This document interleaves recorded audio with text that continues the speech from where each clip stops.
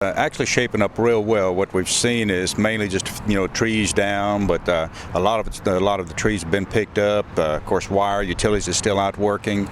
We've got one traffic point left where we've still got officers there, and a couple of minor areas where we've got roadblocks. But other than that, it's really all these public works and our departments, police department's really done a great job in getting the place cleared up and getting the roads open, and of course utilities getting the power on.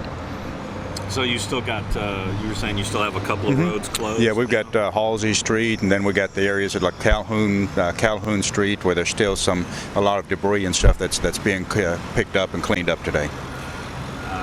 Has the utilities people given you any idea of they've just got a few people, a few outlets? They say they've got approximately 1,000 residents left that are still without power, and it's mainly up in the Epworth area. So they're still working on those and trying to get it and get the power on as quickly as possible.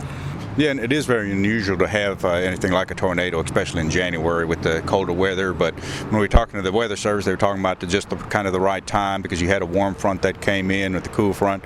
And even though it's very unusual, we did have some twisters going around, did have a lot of wind damage, but we were very fortunate that that didn't come down and really cause any more damage than it did. But it is unusual for a January. You hear a lot of times the old saying, everything comes in threes, and unfortunately, we had the snow and ice that came in, so that was a big weather event. We had this today, and then we had the plane crash last week, even though it wasn't in Huntsville, but it was in Madison.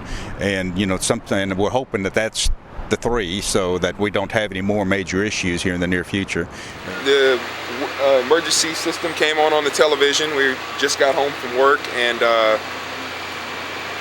the sirens went off, and maybe 5 to 10 seconds later, I don't know, everything just started shaking. I yelled to my wife to run to the back of the house, and I was looking out our side bedroom window, and I saw this big tree coming down, and thought it had landed on our neighbor's house here, and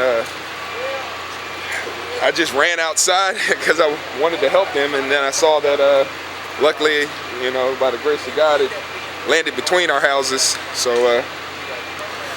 thank goodness our houses are still standing, and nobody got hurt as far as I know around here, so that's a good thing. It landed on our air conditioning unit, and I don't know, it kind of smells like gas inside, so I'm trying to wait for someone to get here to handle that. And the chimney got destroyed, a few branches stuck in the side of the house. Yeah, it's a little wild.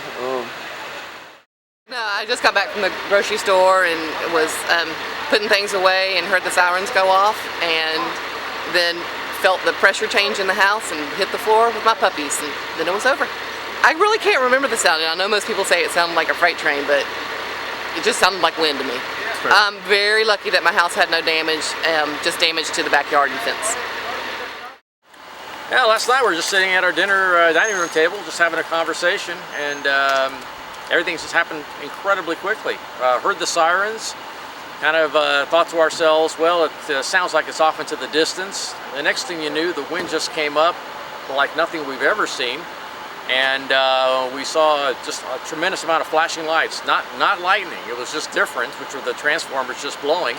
And a friend of mine that was there with me kind of just yelled out, "Tree down!"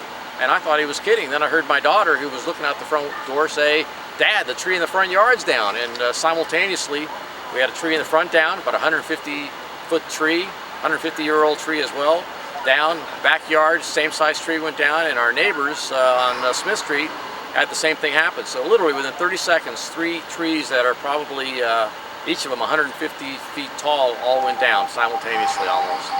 It was unlike anything we've experienced before, that's for sure. What you saw? Yeah, we left about 5:20, about 10 minutes before it hit, and drove over to Whitesburg to go eat dinner with our daughter. And I turned around and looked, and I could see the tornado. I took 2 pictures of it. And then my neighbor next door here called and said, "You better come home. There's a crowd in front of your house. The front of the house is gone."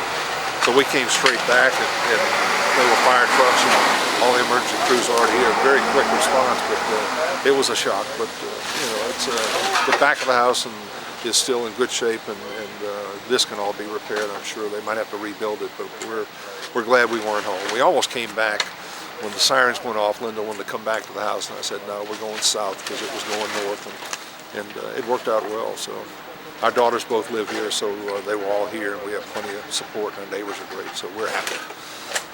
Wish it.